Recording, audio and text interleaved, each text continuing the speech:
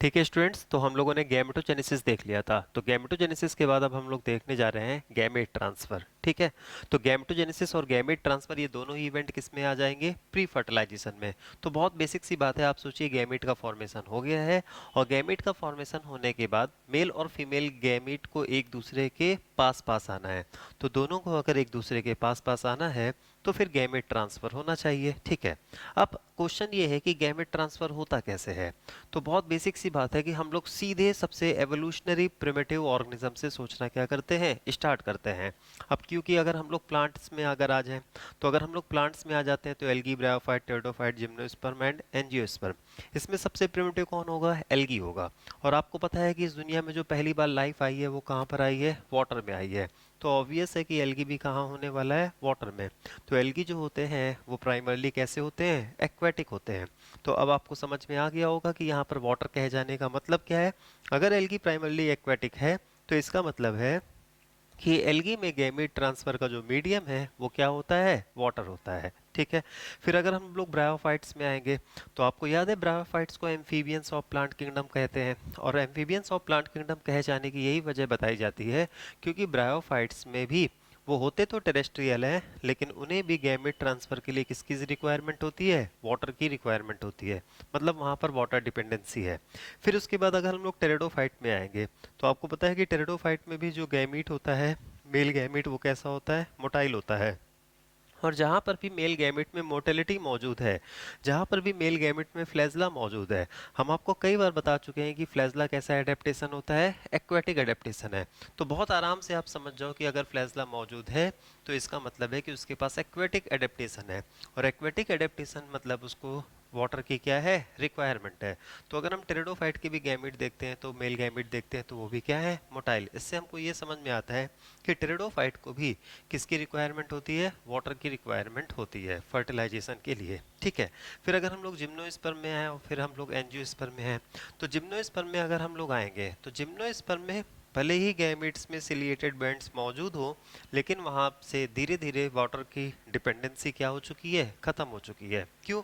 क्योंकि जिम्नोस्पर्म और एंजियोस्पर्म में पॉलन ट्यूब का फॉर्मेशन, एंजियोस्पर्म में तो कोई प्रॉब्लम ही नहीं है क्योंकि एंजियोस्पर्म में गैमेट्स चाहे मेल हो चाहे फीमेल हो, दोनों ही कैसे होते हैं? Non motile. तो जिम्नो और एनजीओ में अगर मोटेलिटी बहुत ज़्यादा, एनजीओ में तो पूरी तरह से रिड्यूस हो गई है, जिम्नो के कुछ मेंबर में अभी भी मोटेलिटी मौजूद है, लेकिन जिम्नो और एनजीओ दोनों ही क्या कहते हैं? वाटर से क्या हो चुके होते हैं? इंडिपेंडेंट हो चुके होते हैं। दोनों को वाटर की रिक्वायरमेंट नहीं होती है। इसी वजह से जिम्नोस्पर्म और एंजियोस्पर्म टेरेस्ट्रियल में अपना जियोग्राफिकल डिस्ट्रीब्यूशन क्या कर सकते हैं? बढ़ा सकते हैं। ये जो पॉइंट हम आपके साथ डिस्कस कर रहे हैं, वाटर की डिपेंडेंसी, ये अपने आप में बहुत इंपॉर्टेंट पॉइंट है। इससे हमें प्लांट किंगडम में प्रॉपर उनका जियोग्राफिकल डिस्ट्रीब्यूशन समझ में आता है। कैसे? आप लोगों ने कई बार पढ़ा होगा कि जियोग्राफिकल डिस्ट्रीब्यूशन ब्रायोफाइट और टेरिडोफाइट का क्या होता है? लिमिटेड होता है। ठीक है। और जिम्नोस्पर्म और एंजियोस्पर्म अच्छे खासे क्या है? टेरेस्ट्रियल प्लांट है। फर्स्ट टेरेस्ट्रियल किसको कहा गया है? टेरिडोफाइट्स को कहा गया है। ठीक है। लेकिन फिर भी उसका जियोग्राफिकल डिस्ट्रीब्यूशन लिमिटेड है। जियोग्राफिकल डिस्ट्रीब्यूशन लिमिटेड है, इसका मतलब है कि वो बहुत ज़्यादा टेरेस्ट्रियल में सक्सेसफुल नहीं है। तो क्यों टेरेस्ट्रियल में ब्रायोफाइट और टेरिडोफाइट सक्सेसफुल नहीं हो पाए? तो इसी वजह से नहीं हो पाए क्योंकि उनको वाटर की क्या होती है? रिक्वायरमेंट होती है फर्टिलाइजेशन के लिए। लेकिन जिम्नोस्पर्म और एंजियोस्पर्म में पॉलन ग्रेन आ गया। ठीक है। और पॉलन ग्रेन ही मेल गैमेट को कैरी करता है। आपने पढ़ा होगा ना, पॉलन ग्रेन के अंदर क्या होते हैं? Male gamete. हम एंजियोस्पर्म में फिर से पढ़ेंगे। तो पॉलन ग्रेन जो होता है वो मेल गैमेटोफाइट होता है, वो मेल गैमेट का कैरियर होता है। तो जिम्नोस्पर्म और एंजियोस्पर्म में मेल गैमेट को कौन ले जाता है? सीधे पॉलन ग्रेन ले जाता है। तो अगर पॉलन ग्रेन ले जाता है तो फिर वहां पर वाटर से क्या आ चुकी होती है? इंडिपेंडेंसी आ जा चुकी होती है। आपने पढ़ा होगा कि जिम्नोस्पर्म में भी जो पॉलन ग्रेन को ले जाता है, तो मेन पॉलिनेटिंग एजेंट कौन होता है वहां पर? एयर होता है। और उसने वाटर को मेन पॉलिनेटिंग एजेंट क्यों नहीं बनाया? अब आप बहुत अच्छे से समझ सकते हो, क्योंकि पॉलिनेटिंग एजेंट एयर भी हो सकता है, वाटर भी हो सकता है। लेकिन जहां जहां पॉलन ग्रेन है, वो लोग क्या वाटर पर डिपेंड होना चाहेंगे? क्या वाटर को पॉलिनेटिंग एजेंट बनाना चाहेंगे? तो फिर से हम लोग सोच सकते हैं बहुत अच्छे से, ये हमारे कॉन्सेप्ट को और इम्प्रूव करेगा कि जिम्नोस्पर्म और एंजियोस्पर्म में अगर उन्हें पॉलिनेटिंग एजेंट के फॉर्म में वाटर को सिलेक्ट करना हो तो वो वाटर को सबसे क्या देंगे, लीस्ट प्रायोरिटी देंगे। वाटर केवल पॉलिनेटिंग एजेंट वहीं पर बन सकता है जो प्लांट खुद कैसे होते हो, एक्वेटिक होते हो। कहीं ना कहीं आप अपने दिमाग पर ये स्ट्रेस डालना कि जिम्नोस्पर्म और एंजियोस्पर्म में पॉलन ग्रेन का फॉर्मेशन का मतलब ये है कि वो वाटर से क्या होने चाहते हैं, इंडिपेंडेंट होना चाहते हैं। और अगर हम लोगों ने जिम्नो और एनजीओ में वाटर को फिर से मेन पॉलिनेटिंग एजेंट बनाया, ठीक है, या नेचर ने उसको मेन पॉलिनेटिंग एजेंट बनाया, तो फिर इसका मतलब है कि वो जो पूरी सोच है,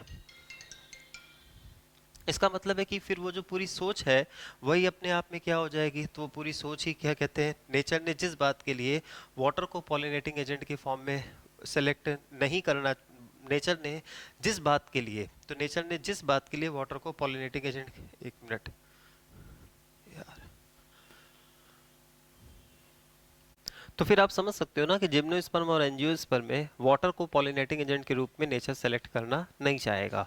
ठीक है, क्योंकि अगर उसने वाटर को पॉलिनेटिंग एजेंट के रूप में सेलेक्ट करना चाहा, उसको मेन प्रायोरिटी दिया, तो मेन अगर प्रायोरिटी दिया तो फिर आपको पता है कि पॉलन ग्रेन की इस दुनिया में आने का मकसद ही क्या हो जाएगा, खत्म हो जाएगा। क्योंकि इस दुनिया में पॉलन ग्रेन के आने का मकसद ही क्या होता है, वाटर से क्या होना, इंडिपेंडेंट होना। ठीक है, तो वाटर इंडिपेंडेंसी आना। नेक्स्ट, तो अब अगर किसी के दिमाग में ये कंफ्यूजन हो जाए कि हम लोगों ने एंजियोस्पर्म में कई जगह पढ़ा है कि वाटर पॉलिनेटिंग एजेंट होता है, तो ऑब्वियस है, अभी हमने आपसे कहा कि एक्वेटिक प्लांट में वाटर पॉलिनेटिंग एजेंट हो सकता है। लेकिन आप लोग नेक्स्ट चैप्टर में ही पढ़ोगे, एनसीईआरटी में ही पढ़ोगे, वहां पर लिखा है कि एंजियोस्पर्म में सबसे कम अगर पॉलिनेटिंग एजेंट के फॉर्म में यूज होता है तो किसका होता है, वाटर का होता है। तो वहां पर लीस्ट पॉलिनेटिंग एजेंट कौन होता है, वाटर हो जाएगा। अब आपको समझ में आ रहा है ना कि वो वाटर को सेलेक्ट करना क्यों नहीं चाहते हैं, क्योंकि पॉलन ग्रेन के इस दुनिया में आने का मतलब ये है कि वो वाटर से इंडिपेंडेंट होना चाहता है, और वो वाटर से इस वजह से इंडिपेंडेंट होना चाहता है ताकि अपने जियोग्राफिकल डिस्ट्रीब्यूशन को क्या कर सके, बढ़ा सके। तो इस तरह से लेके एल्गी से एंजियोस्पर्म तक हम लोगों ने ये देख डाला कि जो मेल गैमेट कैरी होता है, तो मेल गैमेट का जो कैरियर है वो कौन है। तो मेल गैमेट का कैरियर एल्गी में, ब्रायोफाइट में, टेरिडोफाइट में कौन होगा, वाटर होगा।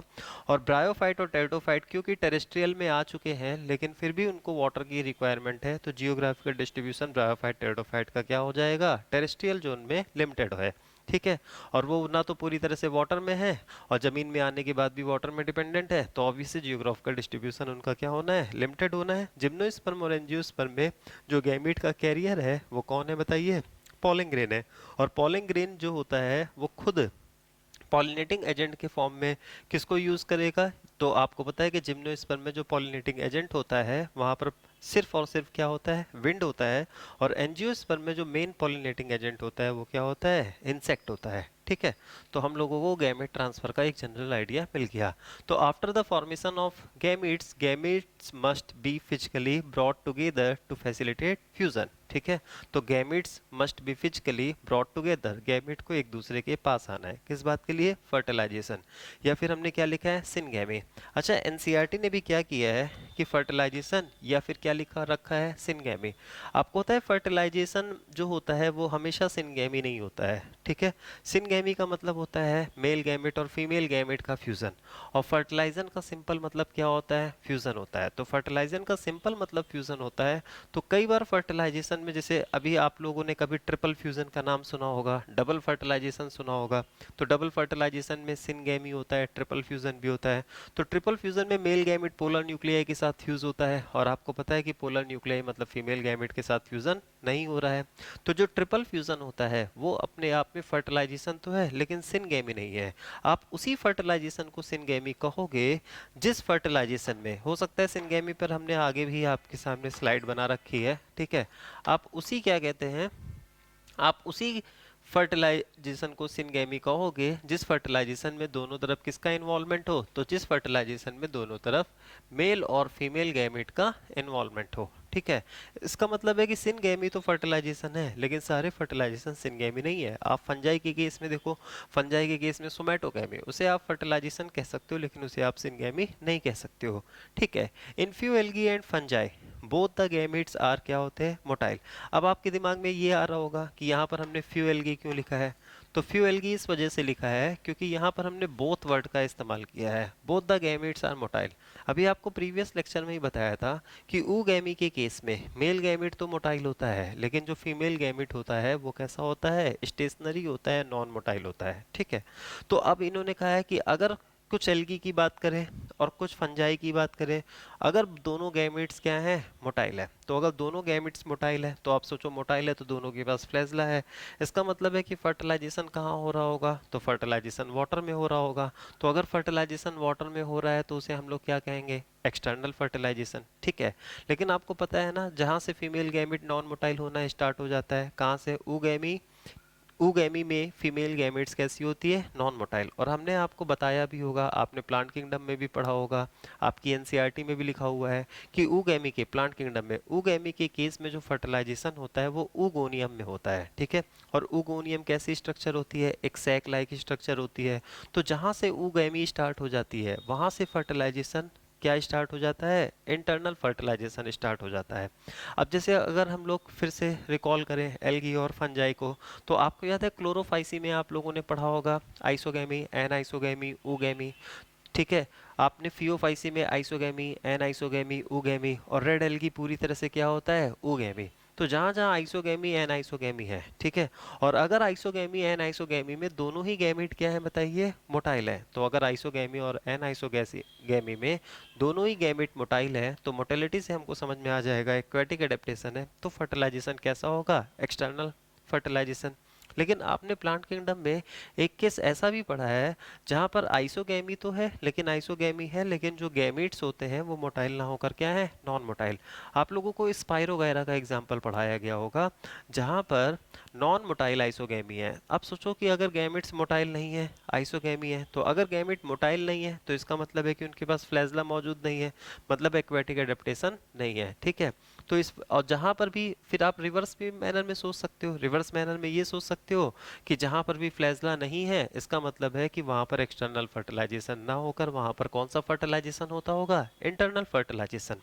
तो स्पाइरोगैरा के केस में आइसोगैमी है लेकिन नॉन मोटाइल गैमेट है, तो ये हमें इंडिकेट कर रहा है कि स्पाइरोगैरा के केस में जो फर्टिलाइजेशन है वो कैसा फर्टिलाइजेशन है, इंटरनल फर्टिलाइजेशन। तो ये बात आपको समझ में आ गया होगा। ठीक है, और फियोफाइसी और रोडोफाइसी में आपने पढ़ा ही है ना, फियोफाइसी में ये आपकी एनसीईआरटी में ये लाइन लिखी हुई है कि जो भी ऊगैमी होते हैं ना वहाँ पर फर्टिलाइजेशन ऊगोनियम में होता है। ठीक है, अभी हमने आपको कारा में ऊगोनियम बताया था, तो ऊगोनियम जहाँ आ जाएगा वहाँ इंटरनल फर्टिलाइजेशन।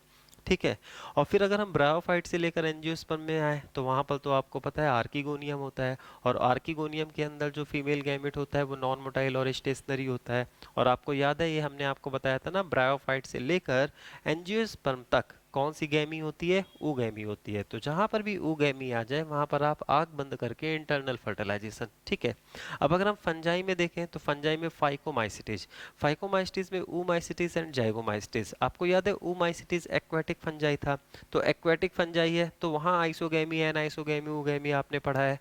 लेकिन आपने जाइगोमाइसिटीज, एस्कोमाइसिटीज, बेसिडियोमाइसिटीज, ठीक है, और ड्यूटेरोमाइस्टिस, तो ड्यूटेरोमाइस्टिस में तो सेक्सुअल रिप्रोडक्शन में ही नहीं होता है। जाइगो एस्कोबेसिडियो टेरेस्ट्रियल है, इसका मतलब है कि वहाँ के गैमेट्स में मोटिलिटी की ज़रूरत नहीं है। और अगर गैमेट्स में मोटिलिटी की ज़रूरत नहीं है तो ऑब्वियस है कि वहाँ पर एक्सटर्नल फर्टिलाइजेशन का चांस ही क्या हो जाता है, ख़त्म हो जाता है। ठीक है, एक्सटर्नल फर्टिलाइजेशन मतलब वाटर में फर्टिलाइजेशन, और अगर वाटर में फर्टिलाइजेशन हो रहा है तो फिर गैमेट्स के पास फ्लैजला क्या होगा, कन्फर्म होगा। ठीक है, तो जाइगोमाइस्टीज में इंटरनल फर्टिलाइजेशन, एस्कोमाइस्टीज और बेसिडियोमाइस्टीज की अगर हम बात करें तो वहाँ तो सोमैटोगैमी होती है, सोमैटिक सेल फ्यूज होते हैं। तो ऑब्वियस है कि वहाँ तो हम लोग ये सोच ही नहीं सकते हैं एक्सटर्नल फर्टिलाइजेशन के बारे में, क्योंकि वहाँ तो सीधे गैमेट का ही फॉर्मेशन नहीं होता है। तो फिर अब हम आते हैं ऊमाइस्टीज, तो ऊमाइस्टीज में आइसोगैमी भी है, एनाइसोगैमी भी है, ऊगैमी भी है। तो ऊमाइस्टीज के केस में एक्सटर्नल फर्टिलाइजेशन भी हो सकता है, और अगर ऊगैमी है तो वहाँ पर क्या हो जाएगा, इंटरनल फर्टिलाइजेशन। ठीक है, ये सब बातें आप लोग प्लांट किंगडम में पढ़ चुके हो, फंजाई में पढ़ चुके हो। फिर भी अगर आपको याद नहीं आता है तो आप इसे, जितनी भी बातें हम आपसे कह रहे हैं आप उसे बार बार क्या कीजिए, सुनने की कोशिश कीजिए, तो वो आपके दिमाग में क्या हो जाएगा, इम्प्रिंट हो जाएगा। बहुत आसान है। आसान कैसे है, एल्गी में की अगर आ जाओ तो एल्गी में तो आपको पता है एक्वेटिक है तो एक्सटर्नल फर्टिलाइजेशन का चांस है, बस आपको याद रखना है जो भी एल्गी ऊगैमी है वहां पर इंटरनल फर्टिलाइजेशन ब्रायोफाइट से लेकर एंजियोस्पर्म तक पूरी तरह से ऊगैमी होता ही है, तो वहां पर इंटरनल फर्टिलाइजेशन आर्किगोनियम में फर्टिलाइजेशन होगा, एंजियोस्पर्म के केस में एम्ब्रियो सैक में फर्टिलाइजेशन होगा। ठीक है। अगर हम फंजाई में आ जाएं तो फंजाई में ऊमाइसिटीज जो है उसका, तो ऊमाइसिटीज के केस में क्या होगा, वो एक्वेटिक है तो वहां पर एक्सटर्नल फर्टिलाइजेशन, लेकिन अगर ऊगैमी है तो इंटरनल फर्टिलाइजेशन। और फिर जाइगोमाइस्टीज, एस्कोमाइस्टीज, बेसिडियोमाइसिटीज, ये सब तो टेरेस्ट्रियल है, यहाँ पर तो मोटाइल स्ट्रक्चर ही नहीं बनेगी। और अगर मोटाइल स्ट्रक्चर ही नहीं बनती है तो फिर यहाँ पर एक्सटर्नल फर्टिलाइजेशन के बारे में नहीं सोचना है, तो फर्टिलाइजेशन कैसा होगा, इंटरनल फर्टिलाइजेशन। एस्कोमाइस्टीज, बेसिडियोमाइस्टीज में अगर हम बात करें तो ऑब्वियस है कि वहाँ तो सीधे सोमैटोगैमी होती है, तो वहाँ तो हम एक्सटर्नल के बारे में सोच ही नहीं सकते हैं। ठीक है। ब्रायोफाइट और टेरिडोफाइट के बारे में फिर से अलग से सोचें तो भले ही वो टेरेस्ट्रियल है लेकिन उसके बावजूद भी उनको वाटर की रिक्वायरमेंट है, क्योंकि उनके गैमेट्स में आज भी क्या है, फ्लैजला है। ठीक है। इसका मतलब है हम ये भी सोच सकते हैं ना कि एवोल्यूशन होते होते अगर ब्रायोफाइट और टेरिडोफाइट के गैमेट्स में फ्लैजला डिसअपियर होना स्टार्ट हो जाता है तो फिर ब्रायोफाइट और टेरिडोफाइट सक्सेसफुली कहाँ पर आ जाएंगे, टेरेस्ट्रियल जोन में आ जाएंगे। ठीक है। तो इन few algae and fungi both the gametes are motile, while in majority of organism male gametes are motile while female gametes are non-motile. Hence there is a need of medium through which male gametes move. ठीक है। तो male gamete के move करने के लिए एक medium की क्या होती है, रिक्वायरमेंट होती है। ठीक है। तो ये एक मीडियम की रिक्वायरमेंट होती है, या फिर किसकी रिक्वायरमेंट होती है, ये मीडियम की बात कर दें या फिर हम लोग किसकी बात कर दें, कैरियर। अब आप समझ सकते हो ना। तो वाटर कहाँ चाहिए, तो जहाँ पर मेल गैमेट मोटाइल होगा, और जहाँ पर मेल गैमेट मोटाइल नहीं होगा तो वहाँ पर कोई कैरियर चाहिए। तो अब आपको पता है यहाँ पर आप क्या क्या सोच सकते हो, तो बस यहाँ पर दो चीज़ें हैं इसी स्टेटमेंट में, अगर हम लोग ढूंढना चाहें तो सारी बात छिपी हुई है। और क्या क्या छिपा हुआ है कि मीडियम की ज़रूरत कहाँ होगी, जहाँ मेल गैमेट मोटाइल होगा, और जहाँ मेल गैमेट नॉन मोटाइल होगा वहाँ कैरियर की ज़रूरत है। तो कैरियर कौन हो जाएगा, polling grain, gymnosperm and angiosperm. और एल्गी से लेकर कहाँ तक, एंजियोस एल्गी से लेकर कहाँ तक, एल्गी, ब्रायोफाइट और टेरिडोफाइट। जिम्नो और एंजियो में पॉलिंग ग्रेन, और एल्गी, ब्रायोफाइट, टेरिडोफाइट में वाटर की रिक्वायरमेंट होगी। ठीक है।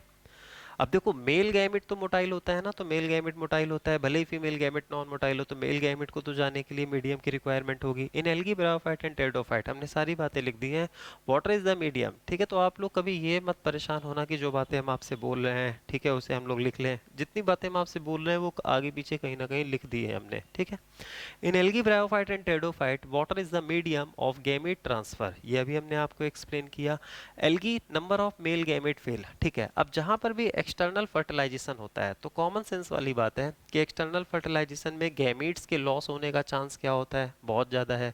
तो अगर एक्सटर्नल फर्टिलाइजेशन में गैमेट्स के लॉस होने का चांस बहुत ज़्यादा है तो फिर गैमेट्स को लार्ज नंबर में प्रोड्यूस करने की क्या होती है, ज़रूरत होती है। तो जहाँ पर भी एक्सटर्नल फर्टिलाइजेशन होता है वहाँ पर कुछ एडेप्टेशन होते हैं, और कुछ एडेप्टेशन क्या है, एक्सटर्नल फर्टिलाइजेशन है, मतलब फर्टिलाइजेशन कहाँ पर है, वाटर में है।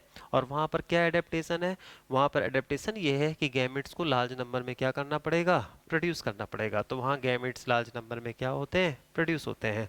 आपको जैसे हमने प्रोटेंडरस एंड प्रोटोगाइनस कंडीशन जब हम आपको कारा पढ़ा रहे थे उस समय पढ़ाया था कि पहले एंड्रूसियम डेवलप हो जाता है, पहले गाइनीसियम डेवलप हो जाता है। ठीक है। तो एक्सटर्नल फर्टिलाइजेशन के केस में क्या होता है, अब वहाँ से लिंक करना है, एक्सटर्नल फर्टिलाइजेशन के केस में जो दो ऑर्गेनिज्म है, तो अगर दो ऑर्गेनिज्म है तो उन दोनों ऑर्गेनिज्म के गैमीट रिलीज में क्या होना चाहिए, सिंक्रोनी होनी चाहिए। ठीक है। तो दोनों दोनों ऑर्गेनिज्म का जो गैमीट रिलीज है, अपोजिट गैमीट रिलीज है, वो क्या होना चाहिए, सेम टाइम पर होना चाहिए। अगर सेम टाइम पर गैमीट रिलीज होगा तभी तो आपको पता है मेल गैमीट और फीमेल गैमीट साइमल्टेनियसली एक दूसरे के क्या आ पाएंगे, पास पास आ पाएंगे। तो एक्सटर्नल फर्टिलाइजेशन के केस में दो एडेप्टेशन रिक्वायरमेंट है, एक पहला मेल और फीमेल गैमेट्स को लार्ज नंबर में क्या होना है, प्रोड्यूस होना है। और दूसरी बात कि वहाँ पर गैमेट रिलीज के बीच में क्या होना चाहिए, सिंक्रोनी होनी चाहिए। ठीक है। तो synchrony between release of gamete होना चाहिए और gametes are produced in large number. ठीक है। तभी एक्सटर्नल फर्टिलाइजेशन होने का चांस है। ठीक है। एक्सटर्नल फर्टिलाइजेशन एक्वेटिक में, अगर हम लोग एनिमल की बात करें तो एक्सटर्नल कहाँ कहाँ है, तो एनिमल के कि अगर हम लोग बात करें तो फिशेस में हो गया, एम्फीबियंस में हो गया, वहाँ पर एक्सटर्नल फर्टिलाइजेशन है। तो एक्सटर्नल फर्टिलाइजेशन के केस में एक बात और भी है, एक्सटर्नल फर्टिलाइजेशन के केस में अगर गैमेट बहुत ज़्यादा प्रोड्यूस हो रहे हैं, ठीक है, तो इसका मतलब है ऑफ स्प्रिंग भी बनने का चांस क्या है, बहुत ज़्यादा है। तो अब आपको लग रहा होगा कि वो लोग इतने गैमेट क्यों प्रोड्यूस कर रहे हैं, अच्छा लॉस को कॉम्पनसेट करने के लिए प्रोड्यूस कर रहे हैं, ये तो बात आपको समझ में आती है। एक बात और भी है, ठीक है, जिसको हम लोग एक्सटर्नल फर्टिलाइजेशन का डिसएडवांटेजेस भी कहेंगे। दूसरी बात ये है कि क्यों ये लोग ज़्यादा प्रोड्यूस करते हैं गैमेट्स को, क्योंकि आपको पता है कि जब इनके ऑफ स्प्रिंग्स बन जाते हैं, ठीक है, तो उस एक्वेटिक मीडियम में बहुत सारे क्या मौजूद हैं, प्रेडेटर मौजूद हैं। तो वो प्रेडेटर उनके ऑफ स्प्रिंग को क्या होता है, खा जाता है, प्रेडेट कर लेता है, ठीक है। तो इसका मतलब है कि उनके ऑफ स्प्रिंग के सर्वाइवल का चांस भी क्या हो जाता है, कम हो जाता है। तो अगर लार्ज नंबर में ऑफ स्प्रिंग प्रोड्यूस होंगे, ठीक है, और उसमें से कुछ को प्रेडेटर खा भी जाएगा, तो कुछ ऑर्गेनिज्म क्या हो जाएंगे, बच जाएंगे, और वो मेच्योरिटी तक क्या कर जाएंगे, सरवाइव कर जाएंगे। इसका मतलब है कि स्पीसीज की कंटिन्यूटी के लिए भी वहां पर ये बात जरूरी है कि क्या हो, कि ऑफ स्प्रिंग लार्ज नंबर में क्या होने चाहिए, प्रोड्यूस होने चाहिए। इसका मतलब है कि अब हम लोगों को ये बात समझ में आ गई कि जहाँ पर भी एक्सटर्नल फर्टिलाइजेशन है, ठीक है, तो वहाँ पर एम्ब्रियोनिक डेवलपमेंट भी जो होगा वो भी कहाँ होगा, अगर एम्ब्रियोनिक डेवलपमेंट है जैसे एनिमल के केस में प्रोजेनी का क्या कहते हैं डेवलपमेंट है, तो वो भी सब कहाँ पर होगा, एक्वेटिक मीडियम में ही होगा। तो वहाँ पर लार्ज नंबर में ऑफ स्प्रिंग को भी प्रोड्यूस होने की ज़रूरत है, और इसी वजह से लार्ज नंबर में गैमेट्स को प्रोड्यूस होने की ज़रूरत है, ठीक है। तो अब देखिए यहाँ पर algae, number of male gametes fail to reach, ठीक है, एल्गी नहीं, a large number of male gametes fail to reach the female gamete, ठीक है। Hence, to compensate these losses, number of male gametes produced in is several thousand times the number of female gametes. ठीक है, तो number of male gametes produced is several thousand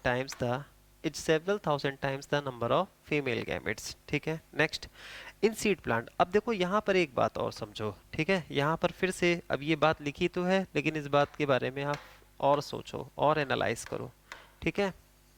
अब देखो यहाँ पर हमने लिखा है कि मेल गैमेट को ज्यादा नंबर में प्रोड्यूस होना है, किसके रिस्पेक्ट में, फीमेल गैमेट के रिस्पेक्ट में। लेकिन ये जो बात लिखी हुई है, तो ये जो बात लिखी हुई है, ये किस केस में लिखी हुई है, तो ये बात वहां वहां के केस में है जहां पर मेल गैमेट को सिर्फ जाना है और फीमेल गैमेट क्या है बताओ, स्टेशनरी है। इसका मतलब है कि इस लाइन को अगर हम कनेक्ट करना चाहें, तो ये लाइन प्रॉपर किसके लिए लिखी हुई है, ऊगैमी के लिए। देखो हमने यहाँ पर लिखा है कि मेल गैमेट को लार्ज नंबर में प्रोड्यूस होना है, ठीक है, हमने यहाँ पर फीमेल गैमेट के रिस्पेक्ट में मेल गैमेट को लार्ज नंबर में प्रोड्यूस कराया। तो अगर हमने मेल गैमेट को लार्ज नंबर में प्रोड्यूस कराया है, फीमेल को लार्ज नंबर में प्रोड्यूस नहीं कराया है, तो ऑब्वियस है कि जब इंटरनल फर्टिलाइजेशन होता है तो फीमेल को कहीं जाना नहीं है, ठीक है, फीमेल एक प्रोटेक्टेड स्ट्रक्चर के अंदर बंद है, तभी आर्किगोनियम आ चुका था, ठीक है, ब्रायोफाइट से। और अगर हम लोग एल्गी में भी बात करें तो वहां पर भी जितने भी ऊगैमी है उसमें ऊगोनियम है, तो इंटरनल फर्टिलाइजेशन में एक बंद स्ट्रक्चर है, ठीक है। तो फीमेल गैमेट को कहीं जाना नहीं है, फीमेल गैमेट के लॉस होने का चांस नहीं है, इस वजह से फीमेल गैमेट को लार्ज नंबर में प्रोड्यूस करने की जरूरत नहीं है। लेकिन जो मेल गैमेट है, ठीक है, उसे तो हमेशा ही जाना है, चाहे फर्टिलाइजेशन क्या हो, एक्सटर्नल हो और चाहे क्या हो, इंटरनल हो। तो फिर मेल गैमेट को लार्ज नंबर में प्रोड्यूस होने की जरूरत है। तो इस लाइन को हम सीधे किससे कनेक्ट कर देंगे, ओगैमी में, ठीक है।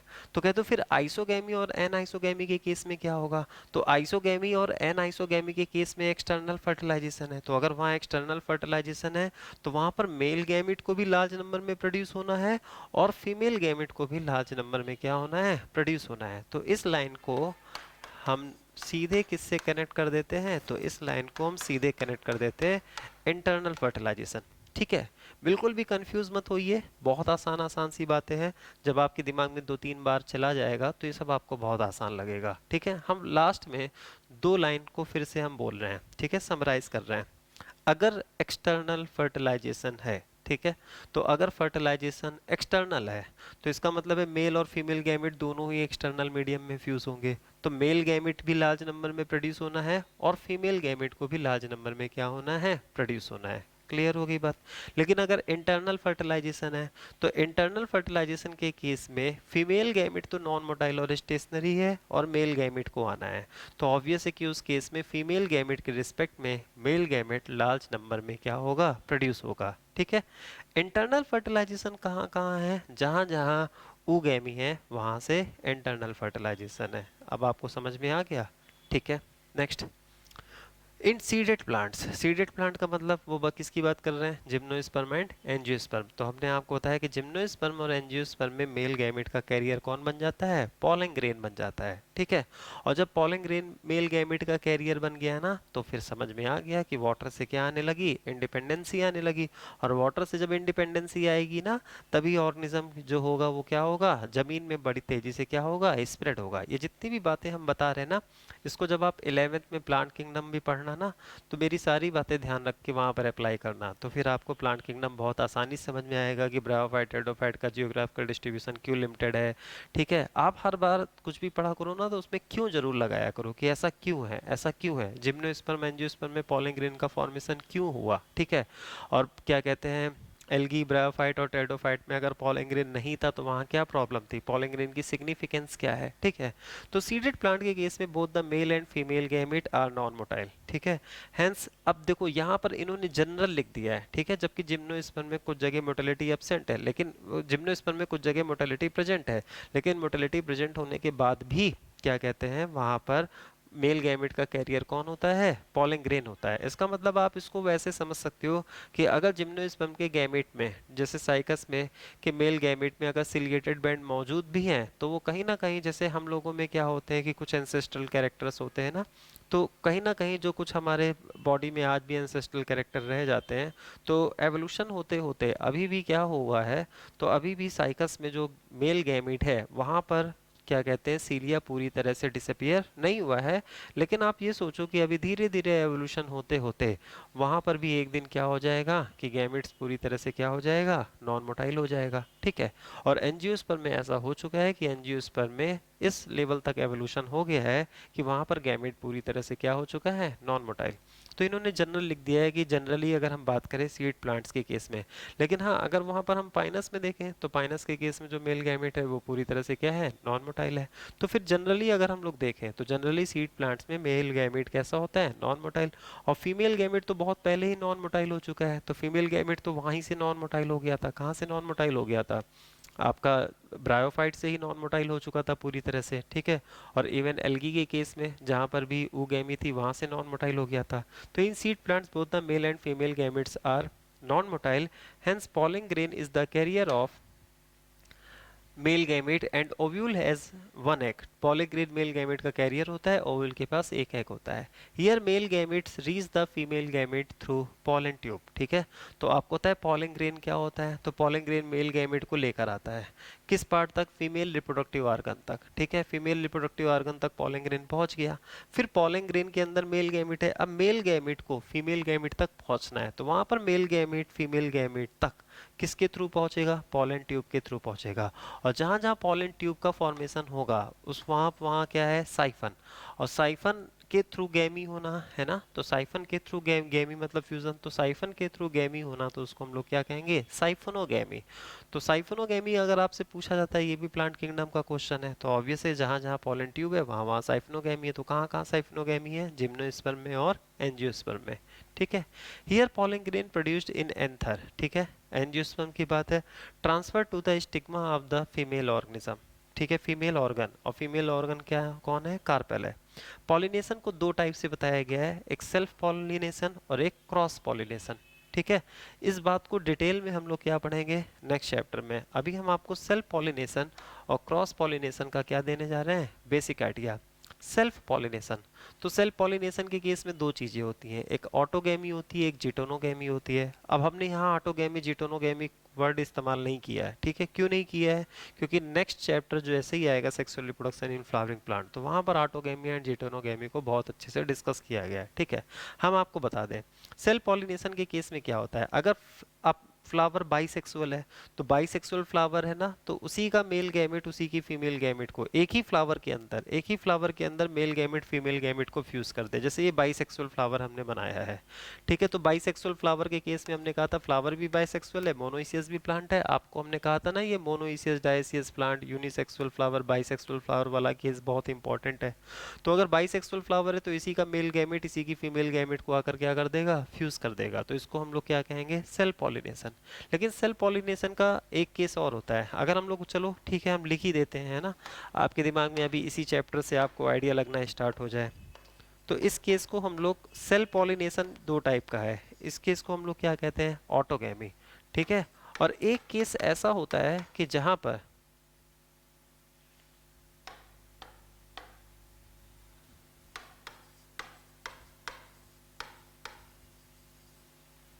देखिए इधर बाइसेक्सुअल फ्लावर है तो इसी का मेल गैमेट इसकी फीमेल गैमेट को क्या कर देगा, फ्यूज कर देगा।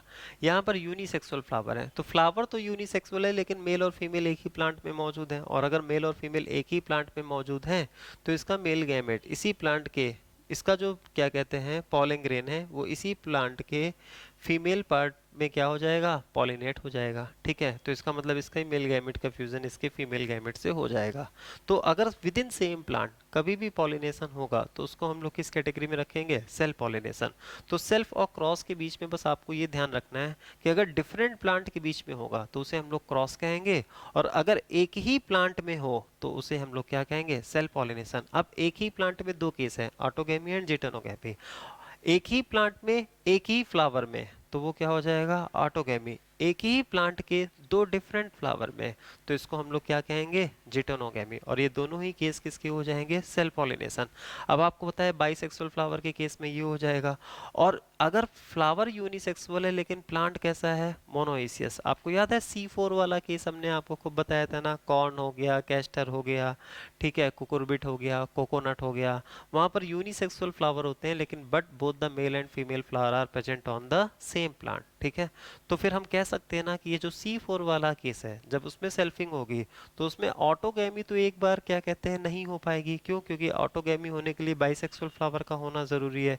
लेकिन उनमें क्या हो जाएगी, जिटेनोगैमी। और जिटेनोगैमी भी क्या होता है, सेल्फ पॉलिनेशन है, ठीक है। तो बहुत आसानी से सेल्फ पॉलिनेशन के केस में क्या होता है, pollen grain is transferred to the stigma of the same flower और different flower of the same plant. अब मेरे ख्याल से आप समझ गए होंगे, ठीक है। ऑटो एंड जिटोनो का case in bisexual self fertilising plant, anther and stigma, ठीक है। तो ये सब हम लोग नेक्स्ट चैप्टर में पढ़ेंगे। अब कहते हैं अगर बाइसेक्सुअल फ्लावर है तो इसमें एक एडेप्टेशन होना चाहिए। क्या एडेप्टेशन होना चाहिए कि एंथर और स्टिग्मा को एक दूसरे के क्या होना चाहिए, पास पास होना चाहिए, ताकि पॉलन डस्ट होकर इसी की स्टिग्मा के पास इजिली आ सके। तो एक एडेप्टेशन होता है बाइसेक्सुअल सेल्फ फर्टिलाइजिंग प्लांट में या फ्लावर में कि anther and stigma are located close to each other. Anther और स्टिग्मा एक दूसरे के क्या होते हैं, पास पास होते हैं, ठीक है। तो ये आपको बहुत अच्छे से समझ में आ गया होगा। देखिए ये हमने मेज लिखा है, वहाँ पी लिखा है, ठीक है, चाइना रोज हो सकता है। Next fertilization. तो अब हम लोगों ने प्री फर्टिलाइजेशन क्या कर लिया, कंप्लीट कर लिया। और प्री फर्टिलाइजेशन के बाद अब हम लोग दूसरा इवेंट क्या देखने जा रहे हैं, फर्टिलाइजेशन। तो फर्टिलाइजेशन में वही सब हम लोगों को देखना है, external fertilization, internal fertilization. External fertilization के क्या डिसएडवांटेजेस हैं, इंटरनल फर्टिलाइजेशन के क्या बेनिफिट्स हैं, तो वो सारी बातें हम आपके साथ कर चुके हैं, ठीक है। फर्टिलाइजेशन और सिनगेमी में हम लोगों को डिस्कस करना होगा, वो भी हम आपसे कर चुके हैं कि सारे फर्टिलाइजेशन सिनगेमी नहीं हो सकते हैं। सोमैटोगेमी, ट्रिपल फ्यूजन फर्टिलाइजेशन है लेकिन सिनगेमी नहीं है, ठीक है। लेकिन हाँ सिनगेमी हमेशा क्या होगा, फर्टिलाइजेशन होगा। मेल और फीमेल गैमेट अगर फ्यूज हो रहे हैं तो मेल और फीमेल गैमेट का फ्यूजन जो सिनगेमी में होता है वो क्या है, फर्टिलाइजेशन है। तो ये सारी बातें हम लोग कर चुके हैं। Most vital event of sexual reproduction, सबसे इंपॉर्टेंट इवेंट सेक्सुअल रिप्रोडक्शन का क्या है, तो ऑब्वियसली क्या है, फर्टिलाइजेशन। और फर्टिलाइजेशन से किसका फॉर्मेशन होता है, तो फर्टिलाइजेशन से जाइगोट का फॉर्मेशन होता है, ठीक है। तो most vital event of sexual reproduction इस क्या हो जाएगा, फर्टिलाइजेशन। फर्टिलाइजेशन को देखो हमने ब्रैकेट में क्या लिख दिया है, मतलब फर्टिलाइजेशन के आगे हमने क्या लिख दिया है, फ्यूजन।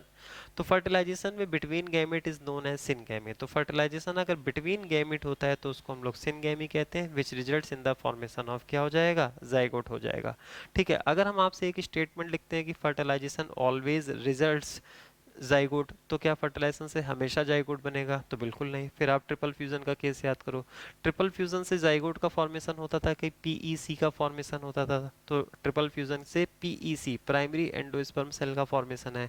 ये आपने 11th में प्लांट किंगडम में पढ़ा ही है, ठीक है। और अगर किसी ने नहीं पढ़ा है तो नेक्स्ट चैप्टर में वेट करो, नेक्स्ट चैप्टर में हम लोग बहुत अच्छे से डबल फर्टिलाइजेशन पढ़ेंगे, ठीक है। तो ट्रिपल फ्यूजन एक फर्टिलाइजेशन है लेकिन वहां पर जाइगोट ना बनकर प्राइमरी एंडोस्पर्म सेल का फॉर्मेशन होता है। और प्राइमरी एवरी एंडोस्पर्म सेल ही आगे चलकर एंडोस्पर्म का फॉर्मेशन करता है। इसका मतलब है कि अगर हम इस स्टेटमेंट को बोले कि फर्टिलाइजेशन ऑलवेज रिजल्ट्स जाइगोट, तो ये स्टेटमेंट पूरी तरह से सही नहीं है, ठीक है। लेकिन अगर हम ये बात बोलते हैं syngamy always results zygote, syngamy से हमेशा जाइगोट बनता है, तो ये बात क्या है, सही है। एक्सटर्नल फर्टिलाइजेशन, अभी हमने आपको बताया एक्वेटिक ऑर्गेनिज्म के केस में, आइसोगेमी के केस में, ठीक है, एन आइसोगेमी के केस में। लेकिन आइसोगेमी और एन आइसोगेमी के केस में कब एक्सटर्नल फर्टिलाइजेशन होगा, जब दोनों ही गैमेट कैसे होने चाहिए, मोटाइल होने चाहिए। अगर हम लोग एक्वेटिक एनिमल्स में देखेंगे तो फिशेस में होगा, एम्फीबियंस में होगा। Syngamy occurs outside the body, ठीक है, shown by majority of aquatic organism, ठीक है, majority of aquatic organism show करेगा, like most of the algae, fishes, amphibians, और कुछ क्या हो जाएंगे, कुछ फंजाई। और कुछ फंजाई का मतलब कौन सा फंजाई, ओमाइस्टिस। तो ये बात आपको क्लियर होगी।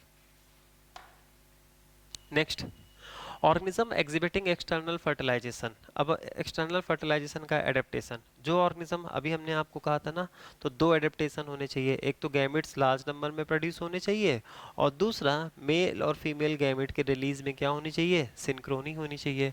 तो organisms exhibiting external fertilization shows great synchrony between sexes and release of large number of gamete, ठीक है। तो release of large number of क्या होने चाहिए, तो release of large number of gamete, ठीक है, और सिंक्रोनी होनी चाहिए। तो इस तरह से कितने अडेप्टेशन हमारे सामने आ गए, तो इस तरह से दो अडेप्टेशन आ गए, ठीक है। तो ये इंपॉर्टेंट है कि दोनों के बीच में रिलीज ऑफ गैमेट को लेकर क्या होनी चाहिए, सिंक्रोनी होनी चाहिए, लार्ज नंबर में गैमेट को प्रोड्यूस होना चाहिए into surrounding medium in order to enhancing chance of syngamy. ये भी क्लियर है आपका, ठीक है। अब मेजर डिसएडवांटेजेस, तो डिसएडवांटेजेस क्या है, associated with it that the offsprings are extremely vulnerable to predator. Offspring जो होता है वो प्रेडेटर के लिए बहुत ज़्यादा क्या है, वल्नरेबल है, ठीक है। तो offsprings are extremely vulnerable to predator, तो प्रेडेटर ऑफ स्प्रिंग को आसानी से क्या होता है, प्रेडेट करता है। Threatening their survival up to adulthood, ठीक है। तो उनका सर्वाइवल एडल्ट तक होने में क्या हो जाता है, बहुत ही मुश्किल हो जाता है। उनको वो किससे थ्रेटेंड होते हैं, तो किससे थ्रेटेंड होते हैं, प्रेडेटर से, ठीक है। तो अब आप लोगों को समझ में आ गया ना कि एक्सटर्नल फर्टिलाइजेशन के केस में क्या क्या डिसएडवांटेजेस हैं और एक्सटर्नल फर्टिलाइजेशन के केस में क्या क्या एडेप्टेशन रिक्वायर्ड है, ठीक है। Next, internal fertilization. अब इंटरनल फर्टिलाइजेशन के केस में जो दोनों ही चीज़ें हैं ये खत्म हो जाएंगी। जैसे गैमेट्स को लार्ज नंबर में प्रोड्यूस करना है, तो अब इंटरनल फर्टिलाइजेशन के केस में फीमेल गैमेट को लार्ज नंबर में प्रोड्यूस करने की ज़रूरत नहीं है, ठीक है। लेकिन अभी भी क्योंकि मेल गैमेट को आना है, तो मेल गैमेट को फीमेल गैमेट के रिस्पेक्ट में लार्ज नंबर में प्रोड्यूस करने की क्या होती है, ज़रूरत होती है, ठीक है। नेक्स्ट, तो syngamy occurs inside the body of organism, और अगर syngamy inside the body of organism है तो एम्ब्रियो का फॉर्मेशन भी कहाँ होगा, तो पेरेंटल बॉडी के अंदर होगा। इसका मतलब है कि जो प्रेडेटर से खतरा था, ठीक है, जो offspring vulnerable to predator थे, तो वो वाला डिसएडवांटेजेस कहाँ खत्म हो जाता है, इंटरनल फर्टिलाइजेशन में खत्म हो जाता है। इंटरनल फर्टिलाइजेशन में बॉडी के अंदर ही एम्ब्रियोनिक डेवलपमेंट होगा, ऑफ स्प्रिंग का क्या होगा, डेवलपमेंट होगा। तो इसका मतलब है कि इंटरनल फर्टिलाइजेशन के केस में बहुत अच्छा क्या मिल जाता है, पेरेंटल केयर मिल जाता है। तो ऑफ स्प्रिंग का सर्वाइवल का चांस क्या हो जाएगा, बढ़ जाएगा। अगर सर्वाइवल का चांस बढ़ जाएगा तो ऑफ स्प्रिंग को लार्ज नंबर में प्रोड्यूस होने की ज़रूरत भी नहीं होती है, ठीक है। इस वजह से फीमेल गैमेट का नंबर यहाँ पर क्या होता है, बहुत ही कम होता है। Syngamy occurs inside the body of organism, ठीक है। It's present in majority of plants हो जाएगा, like bryophyte, pteridophyte, gymnosperm, angiosperm. तो ब्रायोफाइट से ही आर्किगोनियम आ चुका है ना, तो जहाँ से आर्किगोनियम आ गया है तो वहाँ से आग बंद करके क्या कहो, इंटरनल फर्टिलाइजेशन। कुछ एल्गी में होता है, कुछ एल्गी में, ग्रीन एल्गी में स्पाइरोगैरा। अच्छा, स्पाइरोगैरा में क्या है, स्पाइरोगैरा में भले ही आइसोगैमी है लेकिन फिर भी इंटरनल है। तो आपको पता है हमने कहा था ना, एक्सटर्नल फर्टिलाइजेशन के लिए सिर्फ आइसोगैमी रिक्वायरमेंट थोड़े ना है, आइसोगैमी होनी चाहिए लेकिन गैमेट्स मोटाइल होने चाहिए। स्पाइरोगैरा के केस में आपको पता है क्या होता है, स्पाइरोगैरा के केस में आइसोगैमी है लेकिन गैमेट्स नॉन मोटाइल है। नॉन मोटाइल गैमेट ही हमें इंडिकेट करेगा कि स्पाइरोगैरा में इंटरनल फर्टिलाइजेशन। रेड एल्गी तो पूरी तरह से ऊगैमस होता है। Where is egg is formed in female body, oogonium या फिर आर्किगोनियम, ठीक है। Inside it syngamy takes place, और उसी के अंदर क्या होता है, सिनगेमी होता है, ठीक है। तो इंटरनल फर्टिलाइजेशन, कि ये सारे एग्जाम्पल्स हमने लिख दिए हैं, वो सब हम आपके साथ अभी थोड़ी देर पहले बात कर चुके हैं। External and internal fertilization should not be confused with exogamy and endogamy. यहाँ पर इन्होंने दो वर्ड लिखे हैं कि एक्सोगेमी और एंडोगेमी। तो एक्सटर्नल फर्टिलाइजेशन को जल्दबाजी में आप एक्सोगेमी मत समझ लेना, ठीक है, क्योंकि एक्सोगेमी का मतलब होता है सेल्फिंग, ठीक है, एक्सोगेमी का मतलब होता है क्रॉस, और एंडोगेमी का मतलब क्या होता है, सेल्फिंग। तो सेल्फ फर्टिलाइजेशन को हम लोग एंडोगेमी कहते हैं और क्रॉस फर्टिलाइजेशन को हम लोग क्या कहते हैं, एक्सोगेमी कहते हैं, ठीक है। तो आप इससे कंफ्यूज मत होना कि एक्सटर्नल और इंटरनल। आपको होता है ना सेल्फ फर्टिलाइजेशन और क्रॉस फर्टिलाइजेशन। सेल्फ फर्टिलाइजेशन को कुछ उसी तरह से समझिए जैसे आपने सेल्फ पॉलिनेशन को समझा है, और क्रॉस फर्टिलाइजेशन को आप वैसे ही समझिए जैसे आपने क्रॉस पॉलिनेशन को समझा है, ठीक है। अब हम लोग आते हैं पोस्ट फर्टिलाइजेशन इवेंट, मतलब फर्टिलाइजेशन भी कंप्लीट हो गया। अब फर्टिलाइजेशन के बाद हम लोग किस में एंटर करते हैं, पोस्ट फर्टिलाइजेशन इवेंट। अब पोस्ट फर्टिलाइजेशन के बाद आप सोचो क्या है, देखो जाइगोट का फॉर्मेशन हो गया है, जाइगोट के फॉर्मेशन के बाद क्या होना है, तो जाइगोट के फॉर्मेशन के बाद जो होगा वो सब किस में आएगा, पोस्ट फर्टिलाइजेशन। तो जाइगोट बनने के बाद क्या होता है, ये सब आप लोग प्लांट किंगडम में खूब पढ़ चुके हो, ठीक है। अब देखो जाइगोट बनने के बाद एल्गी के केस को याद करो, तो एल्गी के केस में जाइगोट बनने के बाद जाइगोटिक मियोसिस होती है, ठीक है, तो वो पोस्ट फर्टिलाइजेशन में आएगा। एल्गी के केस में जाइगोटिक मियोसिस होती है, हैप्लॉइड स्पोर्स बनते हैं और फिर उसी हैप्लॉइड स्पोर जनरेट करके एल्गी का मेन प्लांट बना देते हैं। क्योंकि कॉन्सेप्ट ये है कि स्पोर जनरेट करके गैमेटोफाइट बनाता है, ये डिस्कशन हमने आपको प्रीवियस क्लास में भी किया था जब हम गैमेटोजेनेसिस पढ़ा रहे थे। तो स्पोर जनरेट करके गैमेटोफाइट बनाता है और एल्गी का मेन प्लांट खुद क्या है, गैमेटोफाइट। और हमने आपसे कहा था स्पोर बनने के दो तरीके हैं, zygotic meiosis and sporic meiosis. Zygotic meiosis वहां होता है जहां पर जाइगोट से एम्ब्रियो और एम्ब्रियो से स्पोरोफाइट नहीं बनता है, ऐसा कहाँ होता है, एल्गी के केस में होता है। आपको पता है पहली बार एम्ब्रियो का फॉर्मेशन कहाँ से है, ब्रायोफाइट से, तभी तो उसको ब्रायोफाइट कहते हैं। तो जहाँ ब्रायोफाइट से लेकर एंजियोस्पर्म तक वहाँ एम्ब्रियो बनेगा, स्पोरोफाइट बनेगा, तो वहाँ स्पोरिक मियोसिस।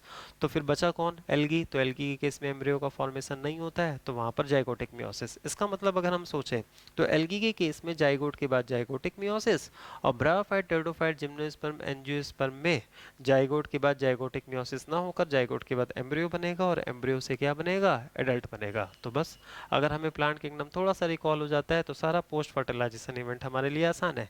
लेकिन देखिए आप इस बात से जो हम आपसे कह रहे हैं ना कि आपको प्लांट किंगडम थोड़ा सा ध्यान आ जाए तो सब आसान है, तो इसमें आप ये परेशान मत हो जाना कि हमें पहले प्लांट किंगडम पढ़ना है, बिल्कुल नहीं। हम आपके सामने बार बार उन पॉइंट्स को बोल रहे हैं, आप बस मेरे पॉइंट्स को बार बार क्या कीजिए, बार बार रिवाइंड करके सुनिए। जहां पर भी आपको डिफिकल्ट लगे ये बात नहीं आ रही है हमें, तो उस बात को आप फिर से ध्यान से सुन लीजिए। देखो फिर से हम रिपीट करते हैं, एल्गी के केस में क्या होता है, एल्गी के केस में बहुत आराम से सोचना है।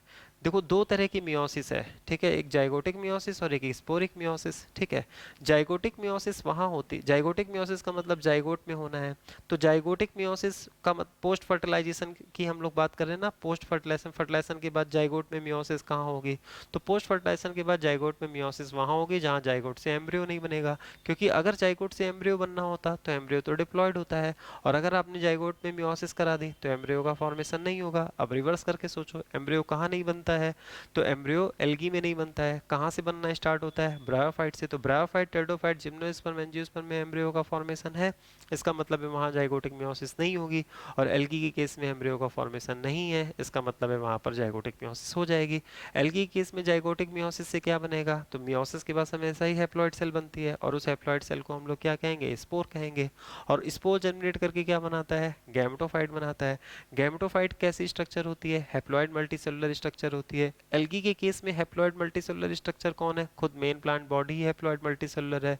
तो इसका मतलब एल्गी के केस में जाइगोटिक मियोसिस के बाद जो स्पोर बनेगा वही स्पोर जर्मिनेट करके क्या बना देगा, मेन प्लांट बॉडी बना देगा, ठीक है। नेक्स्ट, अब इन लोगों में ब्रायोफाइट से एंजियोस्पर्म में जाइगोट बनने के बाद क्या होता है, तो आपको पता है ब्रायोफाइट जो होता है वो फर्स्ट एम्ब्रियोफाइट है। तो जाइगोट से एम्ब्रियो बनेगा और एम्ब्रियो से क्या बन जाता है, स्पोरोफाइट बन जाता है, ठीक है। अब किसी को लग रहा होगा कि फिर वहां पर क्या मियोसिस नहीं होती है, होती है, स्पोरोफाइट में मियोसिस होती है। और स्पोरोफाइट में मियोसिस होने से स्पोर्स बनते हैं, और स्पोर से गैमेटोफाइट बनता है, गैमेटोफाइट से गैमीट बनता है। वो बात हमने पहले भी आपको बताया है, ठीक है। और फिर ये बातें हमने कहा ना, आपको कभी प्लांट किंगडम का अगर रिवीजन कराएंगे तो फिर वहां पर ये बातें और अच्छे से क्या कर देंगे, क्लियर कर देंगे, ठीक है। तो events in sexual reproduction after the formation of, वैसे जब हम नेक्स्ट चैप्टर पढ़ाएंगे ना तो आप नेक्स्ट चैप्टर में ही हम ये बातें आपको बहुत अच्छे से बता देंगे, ये जितनी बातें बोल रहे हैं। तो events in sexual reproduction after the formation of zygote, तो जाइगोट के बनने के बाद जो कुछ होगा, तो हम समझ गए जाइगोट के बनने के बाद दो चीजें हैं, या तो जाइगोटिक मियोसिस होगी या फिर एम्ब्रियो का फॉर्मेशन हो जाएगा। और अगर एम्ब्रियो का फॉर्मेशन हो जाएगा तो उसको हम लोग एम्ब्रियोजेनी बोलेंगे, एम्ब्रियोनिक डेवलपमेंट बोलेंगे। एम्ब्रियो के फॉर्मेशन के बाद क्या बनता है? स्पोरोफाइट। स्पोरोफाइट क्या है? Diploid multicellular differentiated body. अगर हम ब्रायोफाइट से लेकर एंजियोस्पर्म में डिप्लॉयड मल्टीसेलुलर डिफरेंशिएटेड बॉडी देखें तो कौन है? तो वहाँ तो मेन प्लांट बॉडी ही डिप्लॉयड है, मल्टीसेलुलर डिफरेंशिएटेड है। तो इसका मतलब है कि ब्रायोफाइट से लेकर एंजियोस्पर्म तक क्या कहते हैं, जो मेन प्लांट बॉडी है वही स्पोरोफाइट है। तो इसका मतलब है कि एम्ब्रियो से मेन प्लांट बॉडी का फॉर्मेशन हो जाएगा ब्रायोफाइट से लेकर एंजियोस्पर्म तक, ठीक है। और एल्गी के केस में मेन प्लांट बॉडी क्या है? गैमेटोफाइट है, ठीक है। तो एल्गी नहीं, ब्रायोफाइट का केस थोड़ा सा अलग है। ब्रायोफाइट के केस में ध्यान रखो, ब्रायोफाइट के केस में देखिए, ब्रायोफाइट के केस में क्या होता है कि जो एम्ब्रियो से स्पोरोफाइट बनता है उस स्पोरोफाइट का नाम है food seat and capsule. Bryophyte के केस में स्पोरोफाइट अपने आप में मेन प्लांट बॉडी नहीं है। टेरिडोफाइट, जिम्नोस्पर्म, एंजियोस्पर्म, वहां पर मेन प्लांट बॉडी स्पोरोफाइट है, ठीक है। तो वहां पर एम्ब्रियो से स्पोरोफाइट बनता है, तो एम्ब्रियो से अगर स्पोरोफाइट बनता है तो टेरिडो, जिम्नो और एंजियो में, टेरिडो, जिम्नो और एंजियो में क्या होगा? एम्ब्रियो से सीधे मेन प्लांट बॉडी बन जाएगी, क्योंकि एम्ब्रियो से स्पोरोफाइट बनता है और स्पोरोफाइट टेरिडो, जिम्नो, एंजियो में मेन प्लांट बॉडी है।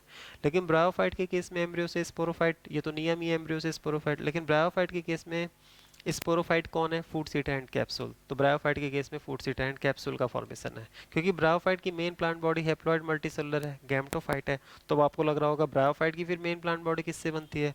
तो ब्रायोफाइट की मेन प्लांट बॉडी गैमेटोफाइट है, और गैमेटोफाइट हमेशा किससे बनता है? स्पोर से। दो बातें हमेशा ध्यान रखो, स्पोरोफाइट किससे बनेगा? एम्ब्रियो से। तो जहां जहां स्पोरोफाइट बनाना, स्पोरोफाइट को हमेशा किससे बनाना? एम्ब्रियो से।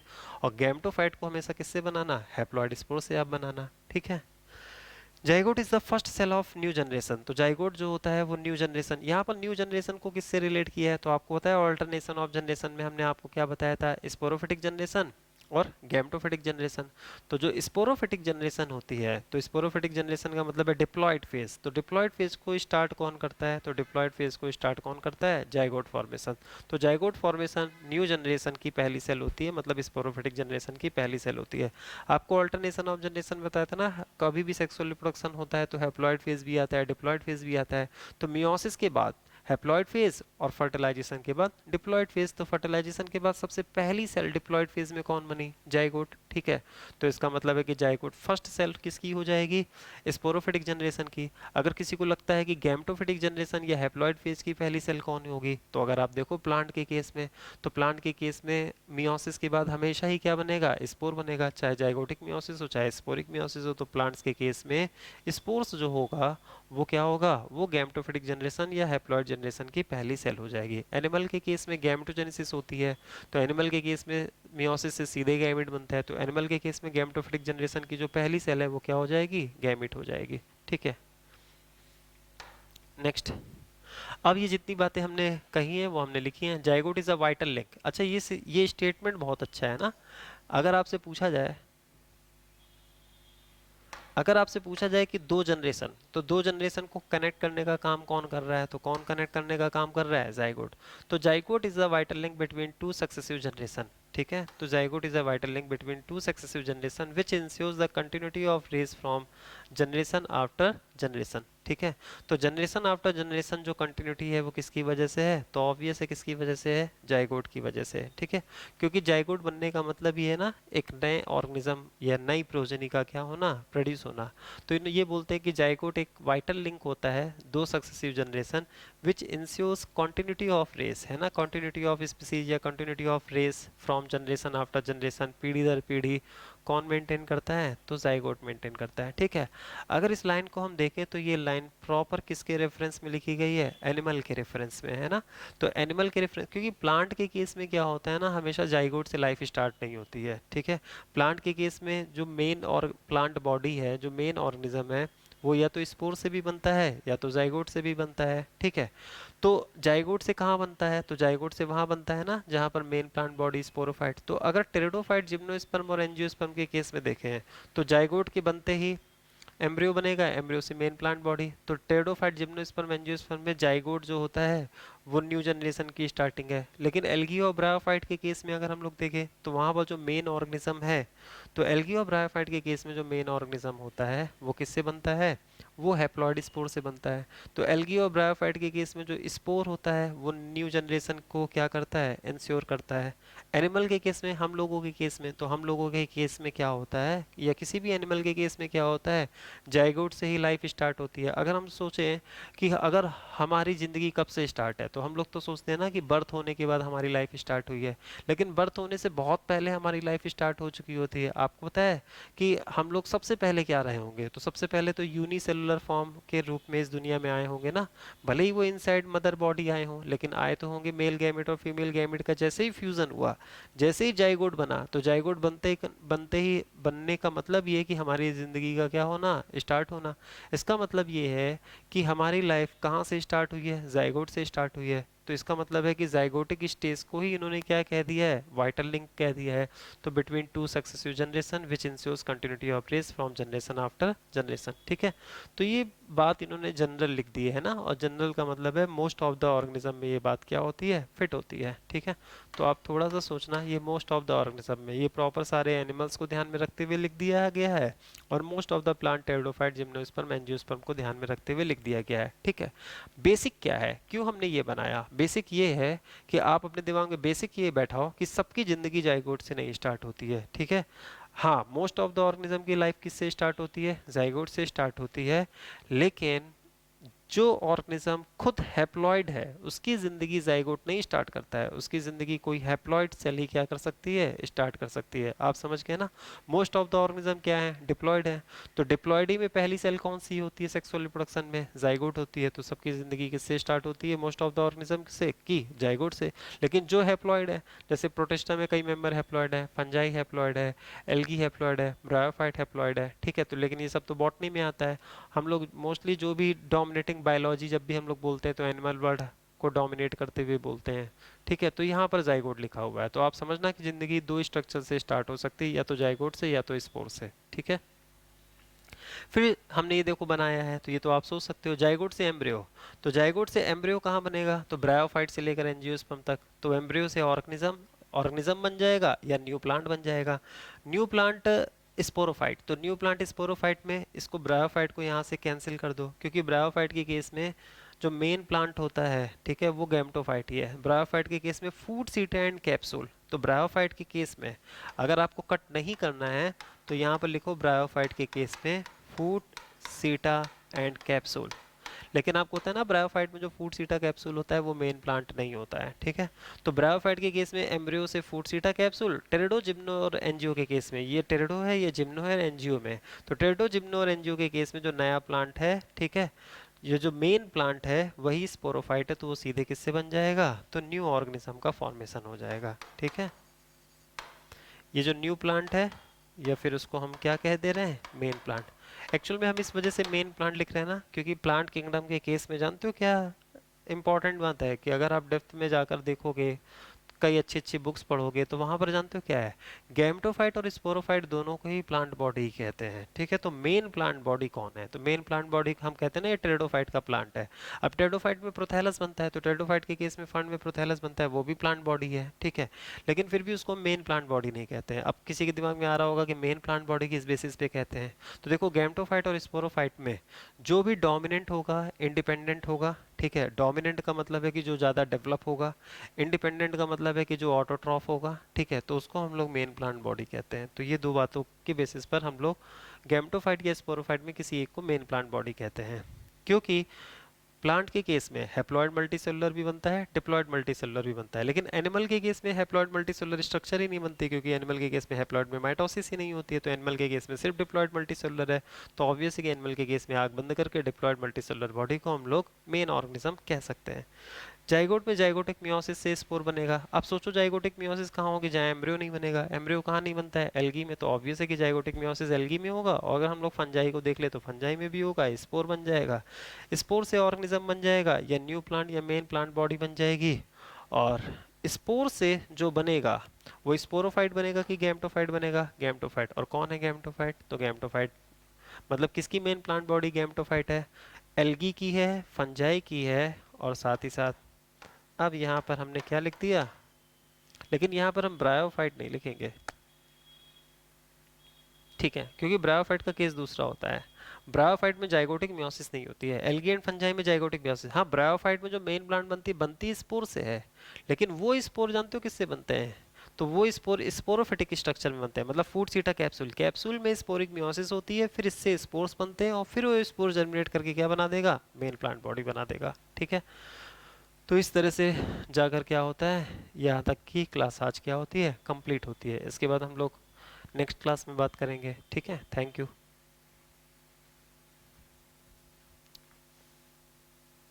ठीक है स्टूडेंट्स, तो आगे बढ़ते हैं।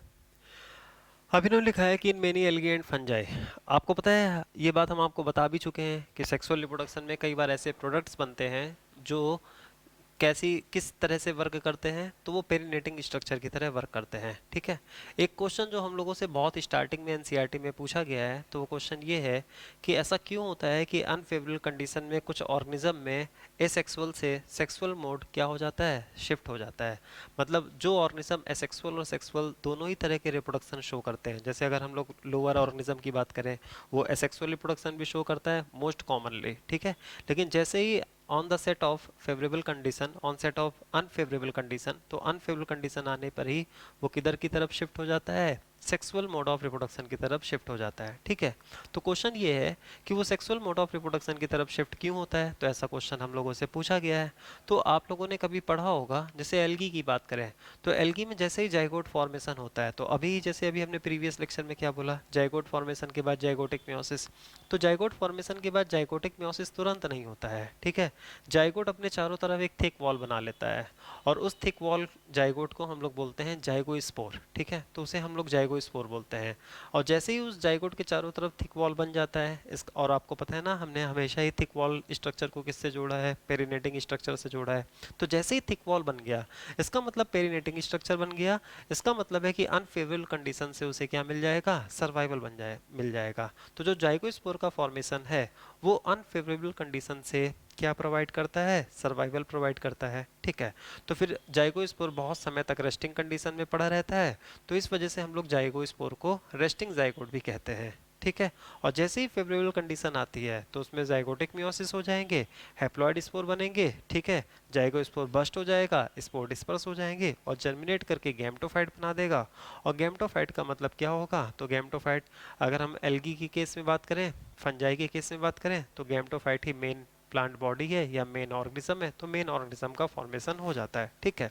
तो इससे आपको ये समझ में आया कि देखो सेक्सुअल रिप्रोडक्शन में एल्गी और फंजाई का जो एम था, तो अगर हम लोग देखें तो एल्गी और फंजाई के केस में जो एम था वो था रेस्टिंग जाइगोट को बनाना, ठीक है। तो रेस्टिंग जाइगोट को बनाना ताकि उसे क्या मिल सके, पेरिनेशन मिल सके। तो इस वजह से सेक्सुअल रिप्रोडक्शन ऐसे ऑर्गेनिज्म में पेरिनेशन प्रोवाइड करता है। तो पेरिनेशन प्रोवाइड करने की वजह से हम इस बात को कह सकते हैं कि ये ऑर्गेनिज्म एसेक्सुअल से सेक्सुअल की तरफ पेरिनेशन के लिए क्या होते हैं, शिफ्ट होते हैं, ठीक है। तो अब देखिए, in many algae fungi zygote secretes a thick wall that is resistant to desiccation and damage, ठीक है। तो डेसिकेशन और डैमेज के लिए रेजिस्टेंट होगा, उस स्ट्रक्चर को क्या बोलेंगे, जाइगोस्पोर बोलेंगे। Which helps organism to tide over condition unfavourable for growth, ठीक है। तो वो उस कंडीशन जो कि अनफेवरेबल है उसमें क्या प्रोवाइड करेगा, तो रेजिस्टेंस प्रोवाइड करेगा। जैसे ही हमने ये बनाया ना, तो थिक वॉल से हम समझ जाएंगे। हम हमेशा आपसे कहते हैं कि इकोलॉजी में हम लोगों को क्या पढ़ाया जाता है, तो इकोलॉजी में हम लोगों को एडेप्टेशन पढ़ाए जाते हैं। अब आप लोग पढ़ोगे, कन्फर्म पढ़ोगे, रेगुलेट पढ़ोगे, माइग्रेट पढ़ोगे, सस्पेंड पढ़ोगे। तो इकोलॉजी में एक अडेप्टेशन होता है, और उस अडेप्टेशन का नाम कौन सा अडेप्टेशन है, सस्पेंड अडेप्टेशन। तो जो सस्पेंड एडेप्टेशन होता है ना, जिसमें मेटाबॉलिक एक्टिविटी क्या हो जाती है, स्लो हो जाती है, तो कहीं ना कहीं ये किस एडेप्टेशन से लिंक होता है, सस्पेंड, बहुत इंपॉर्टेंट है। In addition variation produce during sexual reproduction allow them for better survival. अब कह रहे हैं कि सेक्सुअल रिप्रोडक्शन का एक एडवांटेजेस भी है, सेक्सुअल रिप्रोडक्शन का एक एडवांटेजेस और भी है कि सेक्सुअल रिप्रोडक्शन में वेरिएशन प्रोड्यूस होता है। और जो वेरिएशन होता है ना, वो किस बात के लिए प्रोड्यूस होता है, आपको पता है, वेरिएशन इसी वजह से प्रोड्यूस होता है ताकि हमारे चारों तरफ जो भी इन्वायरमेंटल फैक्टर हो, ठीक है, तो उस इन्वायरमेंटल फैक्टर के साथ कॉन्फ्लिक्ट करते करते हम लोग उसमें क्या हो सके, एक्लिमेटाइज हो सके, उसमें हम अनुकूलित हो सके, उसमें हम लोग अडेप्ट हो सके, उसमें हम या जितने भी लिविंग ऑर्गेनिज्म है वो क्या कर सके, सरवाइव कर सके। तो फिर हम लोग एसेक्सुअल से सेक्सुअल की तरफ अगर ऑर्गेनिज्म ने शिफ्ट किया है एवोल्यूशनरी टाइम में, तो फिर हम उसकी वजह ये भी समझ सकते हैं, क्योंकि सेक्सुअल रिप्रोडक्शन वेरिएशन प्रोड्यूस करता है, और वही वेरिएशन जो होता है वो क्या प्रोड्यूस करता है, तो वो ऑर्गेनिज्म में सर्वाइवल एडेप्टिव स्ट्रेटजी या एडेप्टिव कैरेक्टर्स को क्या करता है, डेवलप करता है। तो in addition variation produce during sexual reproduction allow organism for better survival. ठीक है, why there is shift from asexual to sexual reproduction before the onset of unfavourable condition. तो ये क्वेश्चन एनसीईआरटी में बहुत पहले पूछा गया है, तो उसका जवाब आप लोगों को समझ में आ गया। तो ये दो आर्गुमेंट के बेसिस पर हम लोग बता सकते हैं। ठीक है, अच्छा, इसका बहुत ही कोई अगर हम लोग बात करें ना, तो बहुत ही क्लियर क्या कहते हैं हमारे लोगों के पास रिप्लाई भी नहीं है कि एसेक्सुअल से सेक्सुअल क्यों शिफ्ट हुआ। ये हम लोगों ने जो एनालिसिस की, तो हम लोग अपनी एनालिसिस के बेसिस पर बता देते हैं कि एसेक्सुअल से सेक्सुअल की तरफ अनफेवरेबल कंडीशन में शिफ्टिंग की वजह क्या थी। ठीक है, लेकिन ये अपने आप में बहुत ही स्ट्रॉन्ग आर्गुमेंट है कि एसेक्सुअल से सेक्सुअल में शिफ्टिंग क्या है। ये वाली जो लाइन है, इसको आप ऐसे समझ सकते हो एवोल्यूशनरी टाइम में। ठीक है, आप देखते हो ना, लोअर से जैसे जैसे हम लोग हायर ऑर्गेनिज्म की तरफ बढ़ रहे हैं, तो लोअर से जब हम लोग हायर ऑर्गेनिज्म की तरफ बढ़ रहे हैं, तो हम लोग देख रहे हैं कि एसेक्सुअल रिप्रोडक्शन का चांस कम हो रहा है और सेक्सुअल रिप्रोडक्शन का चांस क्या हो रहा है, बढ़ता चला जा रहा है। अभी जितने भी हायर ऑर्गेनिज्म है वो सेक्सुअल को प्रेफर करते हैं, हम लोगों में तो एसेक्सुअल मोड ऑफ रिप्रोडक्शन ही नहीं होता है। और जो लोअर ऑर्गेनिज्म है उसमें एसेक्सुअल सेक्सुअल दोनों होता है, लेकिन वो प्रेफर किसको करते हैं, एसेक्सुअल को प्रेफर करते हैं। तो अब आपको समझ में आया कि हायर ऑर्गेनिज्म सेक्सुअल को क्यों प्रेफर करता है। अब सोचो, हायर ऑर्गेनिज्म में कॉम्प्लेक्सिटी ज़्यादा है, मतलब उसमें कैरेक्टर्स ज़्यादा हैं, उसमें ट्रेड्स ज़्यादा हैं, तो ऑब्वियस है कि कैरेक्टर्स और ट्रेड्स डिफरेंट डिफरेंट ट्रेड्स तभी ज़्यादा होंगे ना जब उसमें वेरिएशन प्रोड्यूस हुआ होगा एवोल्यूशनरी टाइम में। और वेरिएशन प्रोड्यूस करने का जो मेन फैक्टर है वो कौन है, सेक्सुअल रिप्रोडक्शन है। तो ऑब्वियस है कि एवोल्यूशन और सेक्सुअल रिप्रोडक्शन दोनों ही क्या चले होंगे, तो पैरेलल चले होंगे। सेक्सुअल रिप्रोडक्शन जब रहेगा तभी क्या होगा, वेरिएशन होगा, वेरिएशन होगा तभी नेचुरल सिलेक्शन ऑपरेट होगा, और फिर नेचुरल सिलेक्शन ऑपरेट होगा तभी क्या होगा, एवोल्यूशन। ये जब आप एवोल्यूशन वाला चैप्टर पढ़ोगे ना, तो आपको और भी बेहतर तरीके से समझ में आ जाएगा। ठीक है, तो ये वाली जो लाइन है इसको लिंक करना है कि एवोल्यूशनरी टाइम में सेक्सुअल रिप्रोडक्शन क्यों सिलेक्ट हुआ, और ये वाली जो लाइन लिखी है आप उसको इस क्वेश्चन से लिंक कर देना कि अनफेवरेबल कंडीशन में क्यों सेक्सुअल रिप्रोडक्शन क्या होता है, सेक्सुअल एसेक्सुअल मोड से सेक्सुअल मोड क्या हो जाता है, शिफ्ट हो जाता है। अगर हम सेक्सुअल रिप्रोडक्शन का एक एडवांटेजेस और देखें, एक फायदा और देखें, तो आपको होता है सीडेड प्लांट। तो seeded plant gymnosperm and angiosperm. तो जिम्नोस्पर्म एंड एंजियोस्पर्म में सेक्सुअल रिप्रोडक्शन का ही प्रोडक्ट सीड होता है, और आपको होता है सीड के बहुत सारे बेनिफिट्स हैं। सीड में क्या मौजूद होता है, सीड कोट मौजूद होता है। सीड कोट जो होता है उसके अंदर मौजूद एम्ब्रियो को क्या प्रोवाइड कर रहा होता है, प्रोटेक्शन प्रोवाइड कर रहा होता है। ठीक है, आपको होता है सीड के अंदर जो एम्ब्रियो होता है वो डोरमेंट स्टेज में रहता है, मेटाबॉलिक एक्टिविटी उसकी क्या रहती है, स्लो रहती है, तो वो भी सस्पेंड एडेप्टेशन हो जाता है। तो सीड में सीड कोट प्रोटेक्शन प्रोवाइड कर रहा होता है, साथ ही साथ सीड में डोरमेंट स्टेज में एम्ब्रियो रहता है, जिसकी वजह से उसके पास सस्पेंड एडेप्टेशन होता है। सीड सेक्सुअल रिप्रोडक्शन का प्रोडक्ट होता है, तो इसका मतलब है कि सीड जो है वो खुद सेक्सुअल रिप्रोडक्शन का प्रोडक्ट है, और सीड की वजह से भी ऑर्गेनिज्म या एम्ब्रियो, ठीक है, ऑर्गेनिज्म अपने एम्ब्रियो फॉर्म में अनफेवरेबल कंडीशन से क्या कर पा रहा है, लड़ पा रहा है। किसकी वजह से, एक सीड कोट की वजह से, और दूसरा डोरमेंसी की वजह से। ठीक है, तो अब आप लोगों को समझ में आ गया होगा कि कहीं ना कहीं, अब आप लोगों को ये समझ में आ गया होगा कि कहीं ना कहीं ये जो सेक्सुअल रिप्रोडक्शन है ये अनफेवरेबल कंडीशन के लिए सर्वाइवल से क्या है, लिंक है। ठीक है, तो अब आपके दिमाग में ये बात क्लियर हो गई होगी। जाइगोट एंड जू स्पोर को क्या करते हैं, कंपेयर करते हैं। तो ये इन्होंने, अब तो ये बात आपको बड़ी आसान लग रही है, ये जू स्पोर है, जाइगो स्पोर नहीं है। अगर आपको जाइगोट एंड जाइगो स्पोर को कंपेयर कराना है तो रेस्टिंग जाइगोट को ही हम लोग क्या कहते हैं, जाइगो स्पोर। नॉर्मली सारे जाइगोट जो होते हैं वो पेरिनेटिंग स्ट्रक्चर की तरह काम नहीं करते हैं। आपको याद है ना, जू स्पोर को हमने एसेक्सुअल स्पोर कहा था जब हमने आपको फंजाई पढ़ाया था, तो आपको याद आ रहा होगा जू स्पोर एसेक्सुअल स्पोर होता है। एसेक्सुअल स्पोर माइटोसिस से बनते हैं, इसका मतलब ये माइटो स्पोर होता है। इसमें जू वर्ड आया है, तो जू वर्ड का मतलब एनिमल लाइक नेचर, मतलब इसके पास फ्लैजला, ये सब हम आपको बता चुके हैं। तो इसका मतलब ये फ्लैजलेटेड स्पोर है। फ्लैजलेटेड स्पोर मतलब ये सेक्सुअल स्पोर है। और ऑब्वियस है कि अगर इसके पास फ्लैजला है तो एक्वेटिक एडेप्टेशन है। कौन सा फंजाई है जो एक्वेटिक है, ऊमाइसीटीज। तो इसका मतलब ये कहाँ मौजूद होगा, ऊमाइसीटीज में। एक्वेटिक ऑर्गेनिज्म में अगर हम लोग चले जाएं तो एल्गी, एल्गी भी एक्वेटिक है, तो इसका मतलब जू स्पोर कॉमनली फंजाई, कुछ फंजाई में, ऊमाइसीटीज में, और बाकी एल्गी में तो सबसे कॉमन टाइप का स्पोर होता है जू स्पोर। रेड एल्गी के केस में जू स्पोर में फ्लैजला मौजूद नहीं होता है, तो रेड एल्गी के केस में जूस्पोर को हम लोग एप्लानोस्पोर कह सकते हैं, या फिर हम कह सकते हैं स्ट्रिक्ट सेंस में कि वहाँ जूस्पोर फॉर्म नहीं होता है, ठीक है। लेकिन अगर हम लोग बात करें इसकी क्लोरोफाइसी एंड फियोफाइसी के केस में, तो वहाँ तो मोस्ट कॉमन एसेक्सुअल स्पोर ही क्या होता है, जूस्पोर ही होता है, ठीक है। आपको पता है जूस्पोर वहां पर इतना इंपॉर्टेंट स्ट्रक्चर होता है एल्गी के केस में कि जूस्पोर में number and position of flagella ही उनके क्लासिफिकेशन का क्या बन जाता है, बेसिस बन जाता है। और जाइगोट के बारे में तो हमको पता है, जूस्पोर जो होता है वो हैप्लॉइड होगा, माइटोसिस से बनेगा, है ना। तो अगर ऑर्गेनिज्म हैप्लॉइड है तो मोस्टली ऑर्गेनिज्म वहां पर हैप्लॉइड है, तो जूस्पोर जो होता है वो यूजुअली कैसा होता है, तो यूजुअली कैसा होता है, हैप्लॉइड। लेकिन अगर मानो कुछ केसेस में कुछ एल्गी और कुछ फंजाई अगर डिप्लॉयड है, तो उस केस में माइटोसिस से बनेगा, तो जूस्पोर डिप्लॉयड भी हो सकता है। लेकिन मोस्ट ऑफ द ऑर्गेनिज्म जो जूस्पोर बना रहे हैं वो हैप्लॉयड है, तो जूस्पोर यूजुअली कैसा होगा, हैप्लॉयड। अब जाइगोट में कुछ नहीं, जाइगोट तो हमेशा ही क्या होगा, डिप्लॉयड होगा। सेक्सुअल स्ट्रक्चर होता है डिप्लॉयड हो जाएगा, मे बी थिन वॉल्ड और थिक वॉल्ड। अगर ये थिक वॉल्ड होगा तो इसको हम लोग जाइगोस्पोर कहेंगे। मे बी मोटाइल हो सकता है और क्या हो सकता है, नॉन मोटाइल हो सकता है, ठीक है। तो कई बार क्या होता है ना, जब फ्लैजलेटेड आइसोगेमी होती है ना, तो फ्लैजलेटेड आइसोगेमी के केस में जो जाइगोट बनता है वो भी कुछ काफ़ी समय तक के लिए क्या हो सकता है, मोटाइल हो सकता है। तो इस केस में हम लोग बोल देते हैं कि जाइगोट क्या हो सकता है, मोटाइल हो सकता है। जो स्पोर तो सेक्सुअल स्ट्रक्चर है, डिप्लॉयड हैप्लॉयड है, यूजुअली नेकेड है और ऑलवेज क्या हो जाएगा, मोटाइल हो जाएगा। नेकेड का मतलब ये कैसी स्ट्रक्चर है, वॉललेस स्ट्रक्चर है। एम्ब्रियोजेनेसिस, तो आपको पता है जाइगोट जाइगोट फॉर्मेशन के बाद दो इवेंट हमने बताया था ना, या तो जाइगोटिक मियोसिस या एम्ब्रियोनिक डेवलपमेंट। तो एम्ब्रियोनिक डेवलपमेंट कहाँ होगा, अब तो बहुत अच्छे से दिमाग में लिंक हो गया होगा, एल्गी में नहीं होगा, एल्गी में एम्ब्रियो नहीं बनता है। Embryonic development bryophyte, pteridophyte, gymnosperm और एंजियोस्पर्म में होगा। और एनिमल में तो आपको पता है जाइगोटिक मियोसिस होती नहीं है, एनिमल के केस में गैमेटिक मियोसिस होती है। तो एनिमल में जाइगोट से एम्ब्रियो बनेगा, एम्ब्रियो से हम लोग बनेंगे। और हम लोग को तो अपने बारे में फील होता ही है एनिमल, क्योंकि हम लोग खुद एनिमल है, कि हम लोगों की लाइफ कहाँ से स्टार्ट हुई है, जाइगोट से। तो एम्ब्रियोजेनेसिस, एम्ब्रियोनिक डेवलपमेंट, तो एम्ब्रियोनिक डेवलपमेंट कहाँ होगा, तो एम्ब्रियो का फॉर्मेशन कहाँ होगा, ये एनिमल में होगा।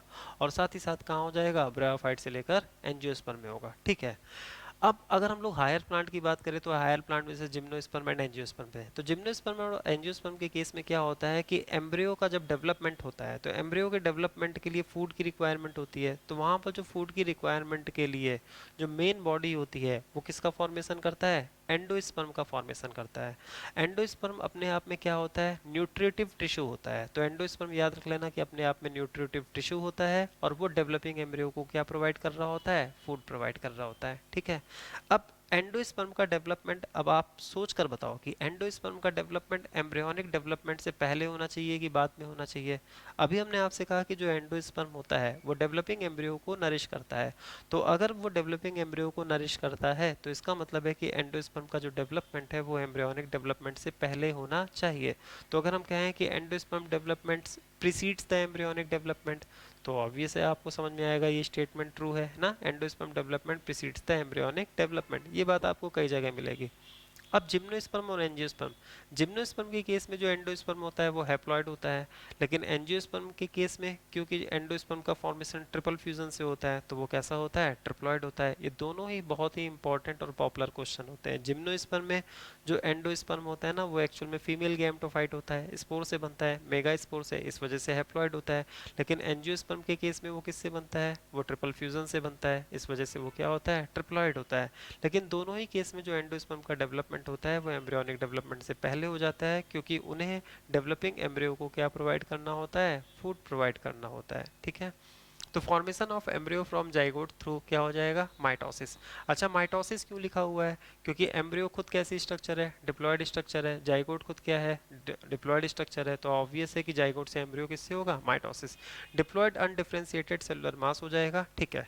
अब एम्ब्रियो में जब डिफरेंशिएशन होगा तभी तो उसमें ऑर्गेनोजेनेसिस होगी, ठीक है। तो जो भी डिफरेंशिएटेड स्ट्रक्चर है, अगर हम ब्रायोफाइट की बात करें तो ब्रायोफाइट में भी एम्ब्रियो में क्या होगा, डिफरेंशिएशन होगा, तब फूड सीटा कैप्सूल बनेगा। टेरिडोफाइट, जिम्नोस्पर्म और एंजियोस्पर्म के केस में क्या होगा, एम्ब्रियो में जब डिफरेंशिएशन होगा तो मेन प्लांट बॉडी बन जाएगी। एनिमल के केस में क्या होगा कि जब एम्ब्रियो में डिफरेंशिएशन होगा, तो एम्ब्रियो में डिफरेंशिएशन ऑर्गेनोजेनेसिस मार्फोजेनेसिस होगी, तो मेन ऑर्गेनिज्म का फॉर्मेशन हो जाएगा। तो हम लोगों में जितने भी ऑर्गन्स हैं उसका फॉर्मेशन किससे हुआ है, जब एम्ब्रियो में क्या स्टार्ट हुआ है, डिफरेंशिएशन स्टार्ट हुआ है, ठीक है।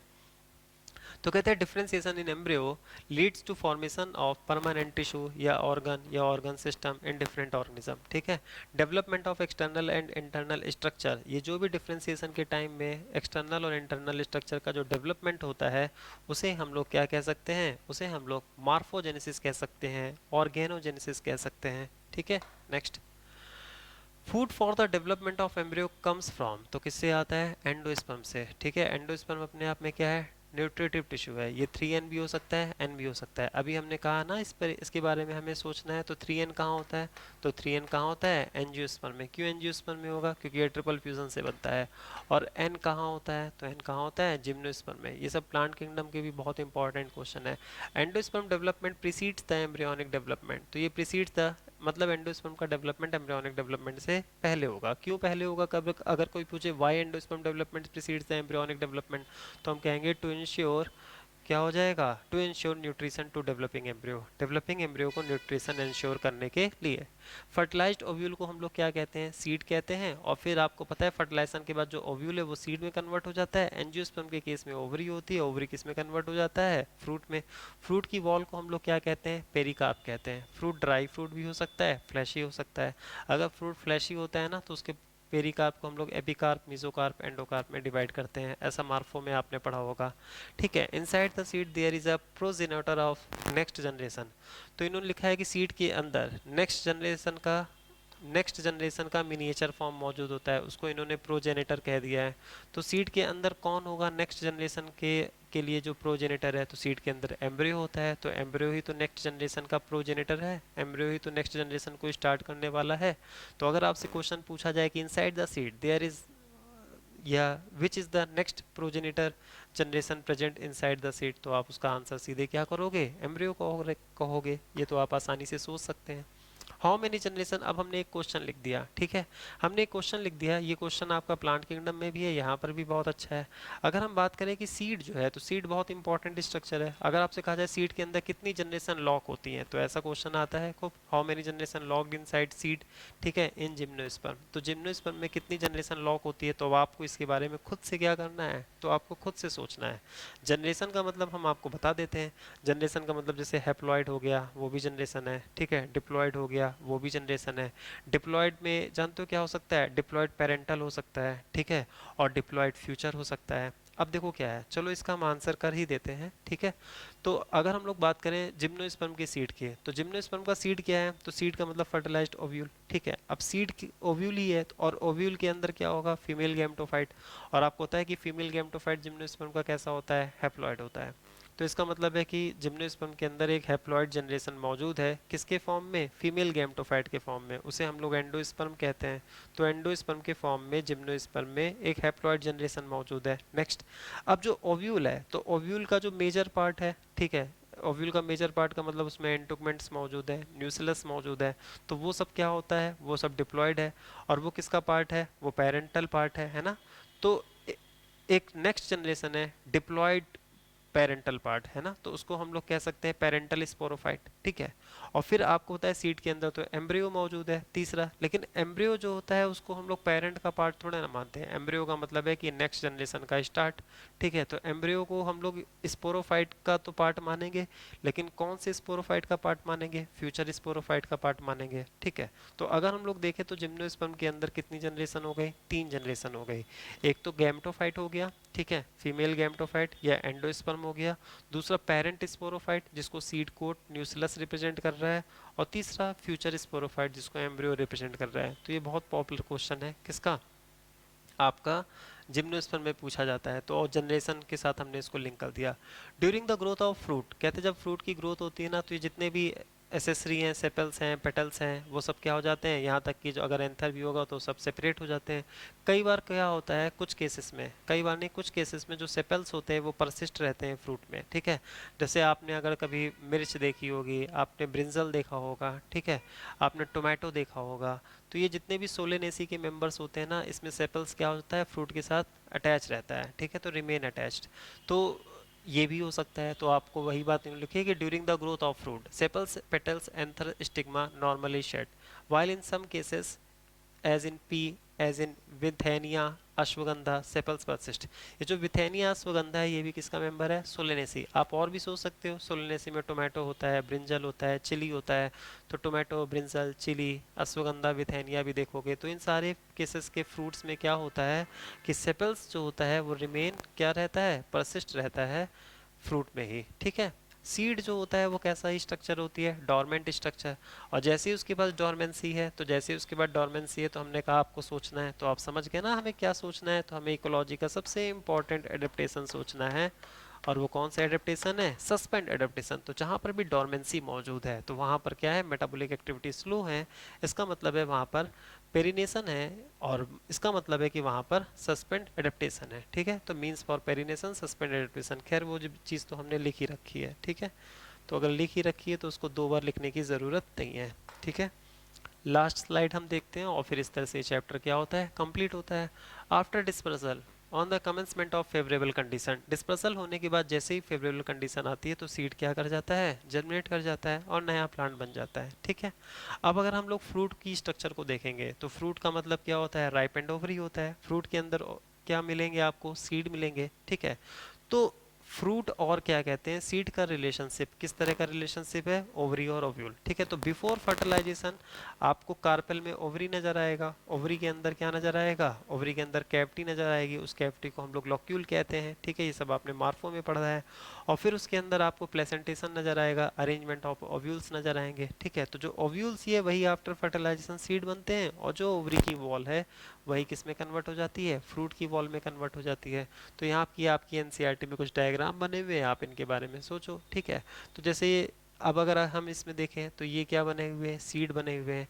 क्यों हमने इसको कहा है सोचने के बारे में? आप प्लेसेंटेशन सोचो। आपको याद है मार्जिनल प्लेसेंटेशन? तो ये देखो, placenta forms a ridge along the ventral suture of ovary. आपको मार्फोलॉजी वाला पॉइंट याद आ रहा होगा, ठीक है। और ये देखिए उसी में क्या लगे हुए हैं? ओव्यूल्स लगे हुए हैं। तो ओव्यूल्स को एस फॉर क्या हो गया? सीड। और ये जो उसकी वॉल है, तो ये उसकी वॉल है, उसको हम लोग क्या कहेंगे? पेरिकार्प है। अब ये बहुत आराम से मैं, और ये जो कैविटी अंदर नजर आएगी, तो जो कैविटी नजर आती है ना मटर को खोलने में, जो कैविटी नजर आती है उसको हम लोग लॉक्यूल कह सकते हैं, ठीक है। तो अब यहाँ तो आपको समझ में आ रहा होगा, ये स्ट्रक्चर सीड हो जाएगा और ये स्ट्रक्चर क्या हो जाएगा? फ्रूट हो जाए की वॉल हो जाएगी, तो इसको हम लोग क्या कहेंगे? पेरिकार्प कहेंगे।